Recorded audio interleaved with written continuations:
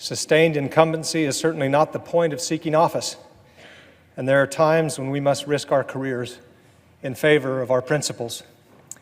Now is such a time. We must never regard as normal the regular and casual undermining of our democratic norms and ideals. We must never meekly accept the daily sundering of our country. The personal attacks, the threats against principles, freedoms and institution, the flagrant disregard for truth and decency, the reckless provocations, most often for the pettiest and most personal reasons having nothing whatsoever to do with the fortunes of the people that we have been elected to serve.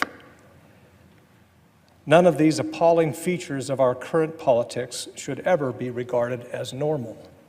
We must stop pretending that the degradation of our politics and the conduct of some in our executive branch are normal.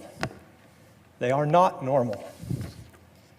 I am aware that there is a segment of my party that believes that anything short of complete and unquestioning loyalty to a president who belongs to my party is unacceptable and suspect.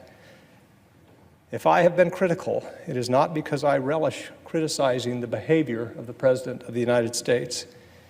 If I have been critical, it is because I believe it is my obligation to do so.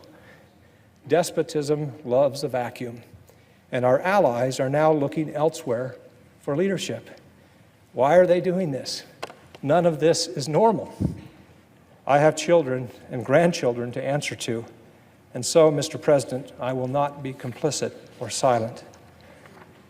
I've decided that I would be better able to represent the people of Arizona and to better serve my country and my conscience by freeing myself of the political consideration that consumed far too much bandwidth and would cause me to compromise far too many principles. To that end, I am announcing today that my service in the Senate will conclude at the end of my term in early January 2019. It is clear at this moment that a traditional conservative who believes in limited government and free markets, who is devoted to free trade, who is pro-immigration, has a narrower and narrower path to nomination in the Republican Party. To be clear, the anger and resentment that the people feel at the royal mess that we've created are justified. But anger and resentment are not a governing philosophy. The impulse to scapegoat and belittle threatens to turn us into a fearful, backward-looking people.